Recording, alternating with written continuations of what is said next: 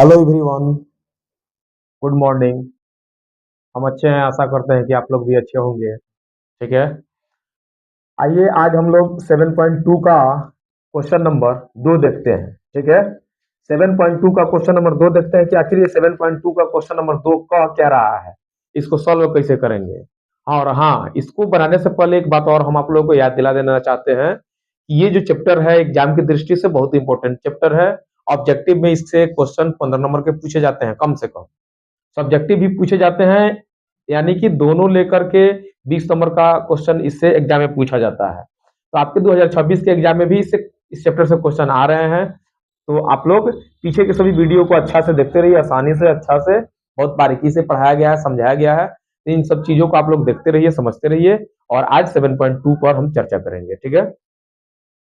7.2 में कह रहा है कि बिंदुओं 4, -1 और -2, -3 को जोड़ने वाले जोड़ने वाले रेखाखंड को समत्रिभाजित करने वाले बिंदुओं के निरसांक ज्ञात कीजिए। ये जो समत्रिभाजित वर्ड है, बहुत इंपॉर्टेंट वर्ड है ये, समत्रिभाजित।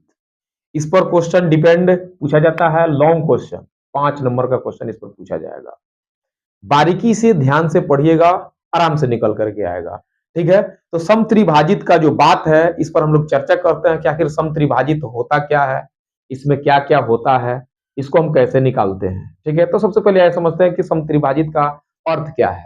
जैसे मान लीजिए कि हम मान लेते हैं कि एक रेखाखंड है यहाँ पे, जैसे मान लीजिए कि ए बी। ए बी एक रेखाखंड है। ठीक है। ए का निर्देशांक दे दिया है 4, -1 और बी का निर्देशांक दे दिया है -2, -3।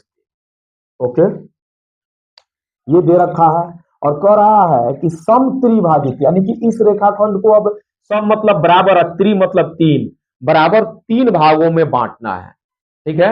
इस रेखाखंड को बराबर 3 भागों में बांटना है। तो इस पर हमको 2 बिंदु मानने पड़ेंगे, तभी जाकर के ये रेखाखंड 3 बराबर भागों में विभाजित होगा। तो इस पर 2 बिंदु मांगते हैं, तो अनुमानतः हम मान लिए कि यहाँ पे है एक बिंदु P और यहां पे है एक बिंदु Q। देखिए अब ये बराबर भाग में बट गया। जैसे मान लीजिए कि बिंदु A से बिंदु B तक की जो दूरी है ये 3 यूनिट है। ठीक है। 3 यूनिट अगर इसकी डिस्टेंस है तो 3 बराबर भागों में बांटना है, तो 2 बिंदु मानेंगे तभी तो ये भाग 1 यूनिट होगा, ये भी भाग 1 यूनिट होगा और ये भी भाग 1 यूनिट होगा। 1 यूनिट, 1 यूनिट, 1 यूनिट। तो एक एक यूनिट, यानी कि देखिए 3 यूनिट हो गया, तो एक एक यूनिट में बट गया तो त्रिभाजित, यानी कि तीनों भाग क्या है मेरा बराबर। तो यहां पे जब यदि हम ए बी को समत्रिभाजित किए हैं जब ए बी समत्रिभाजित है तो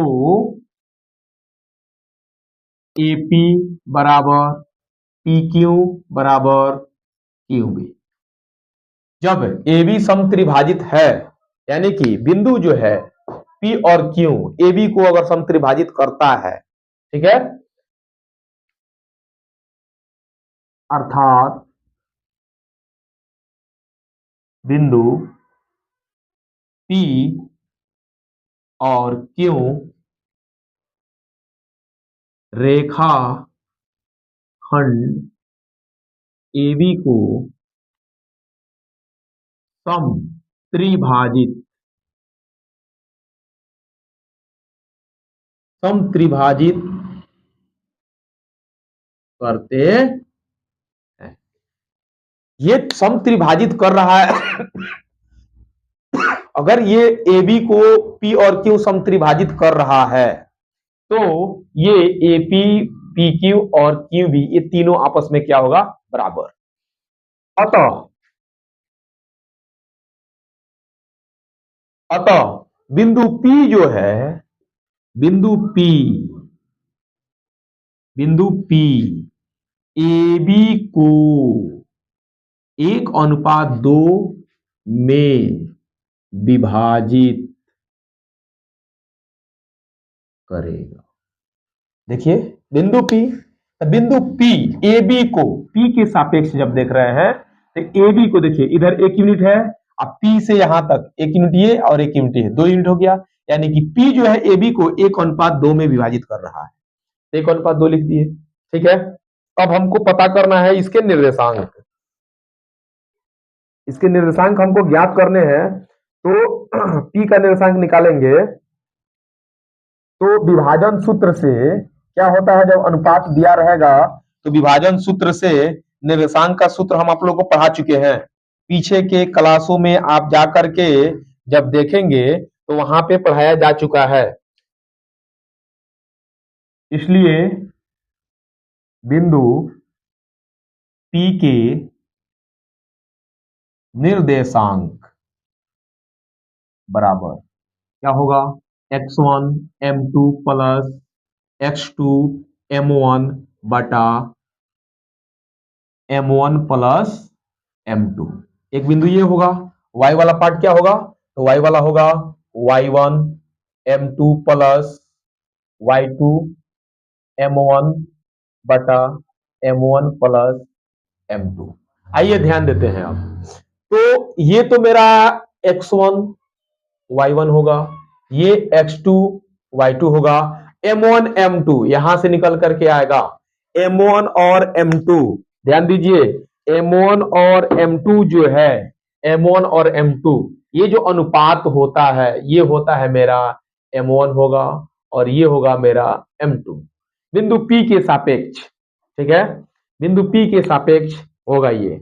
अब आइए अब देखते हैं कि x1 कौन है मेरा, देखिए यहाँ पे पता चलेगा x1 4 है, 4 लेंगे, गुना m2 देखो 2 है, प्लस x2 यहां से देखिए x2 -2 है, -2 लेंगे, गुना m1 देखिए 1 है, अब बट्टा में क्या होगा मेरा m1 plus m2, comma y वाला पार्ट। अब y वाला में देखिए y1 क्या है -1, गुना m2 2 है, प्लस y2 क्या है -3, गुना m1 क्या है 1, अब बटा में क्या होगा m1 प्लस m2। यहां तक किसी को डाउट नहीं होना चाहिए। अब देखिए 4 दूनी क्या होगा 8, देखो यहाँ प्लस माइनस माइनस, 2 एकम 2 बटा में 2 एक 3। ठीक है, कॉमा यहाँ पे देखिए -2 प्लस माइनस माइनस, 3 एकम 3, अब बटा में 2 एक 3 होगा, ये घटेगा तो 6 आएगा बटा में 3, और ये घटे, ये जुड़ जाएगा माइनस माइनस प्लस, -5 बटा 3। ठीक है, अब देखिए यानी कि ये कट जाएगा, 3 दूनी 6, यानी कि 2 -5 बटा 3। ये बिंदु P के निर्देशांक निकल करके आए, बिंदु P के निर्देशांक, P के निर्देशांक, P के निर्देशांक निकल करके आ गए ये 2 -5 बटा 3, 2 -5 बटा 3, ये बिंदु P के निर्देशांक निकल करके आएगा। ठीक है, अब इसके आगे हम लोग देखेंगे कि बिंदु C का निर्देशांक क्या, Q का निर्देशांक क्या होगा। ठीक है, तो सेम चीज वही बात फिर से, बिंदु Q का निर्देशांक जब निकालने जाएंगे, बिंदु Q का निर्देशांक निकालने जब जाएंगे तो उसके लिए देखिए बिंदु P के लिए अनुपात क्या आया था मेरा, बिंदु P के लिए इधर 1 भाग था, इधर 2 भाग था, 1:2। अब Q पर जब जाएंगे तो Q के लिए क्या होगा, Q के लिए इधर देखिए, इधर 2 भाग बच रहा है और इधर 1 भाग, 2 भाग इधर 1 भाग इधर, यानी कि 2:1 हो जाएगा। नाउ माने अब, नाउ बिंदु Q AB को 2:1 में विभाजित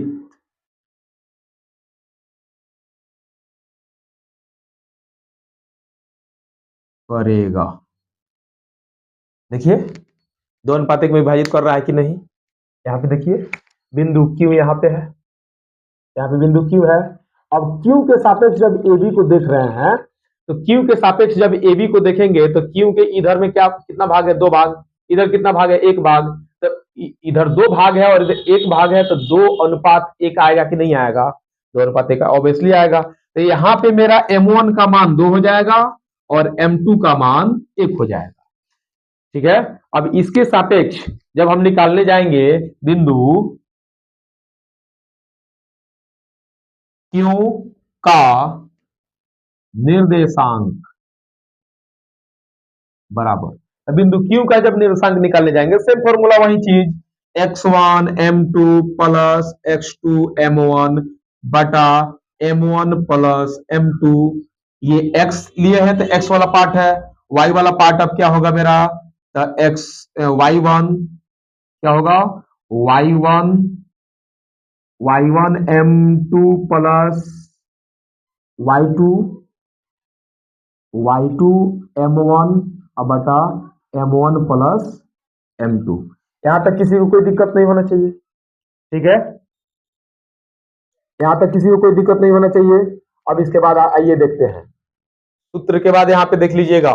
ठीक है, तो x1 का मान क्या है मेरा? फिर वही बात, x1 वही रहेगा, y1 वही रहेगा, y2 वही रहेगा, सिर्फ मान बदलेगा किसका? सिर्फ m1 और m2 का मान बदलेगा। ठीक है, तो हम क्या निकाल रहे हैं? Q के निर्देशांक। ठीक है, तो देखिए x1 क्या है मेरा? 4 है, अगुना x1 m2 का मान देखिए 1 है, प्लस x2 का मान देखिए क्या है? -2, गुना m1 का मान क्या है? देखिए m1 का मान 2 होगा, क्या होगा? 2 होगा। ठीक है, बटा में 2 + 1। y वाला पार्ट जब निकालने जाएंगे, तो y वाला पार्ट के लिए देखिए क्या है? y1 क्या है? -1, m2 क्या है? 1, प्लस y2 क्या है? -3, और m1 क्या है? 2, है ना? अब बटा में m1 प्लस m2, कोई दिक्कत नहीं है। आइए, 4 एकम 4, प्लस माइनस माइनस, 2 दूनी 4, अब बटा में 2 1 3। यहाँ पे देखिएगा 1 से इसमें गुना करेंगे -1, प्लस माइनस माइनस, 3 दूनी 6, अब बटा में 2 1। यहाँ पे कोई दिक्कत नहीं होना चाहिए।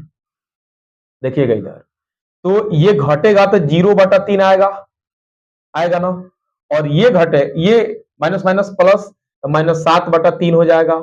यानी कि Q का जब निर्देशांक देखेंगे तो हमको पता क्या चल रहा है? 0/3 0 होगा, और ये कोमा -7/3। अतः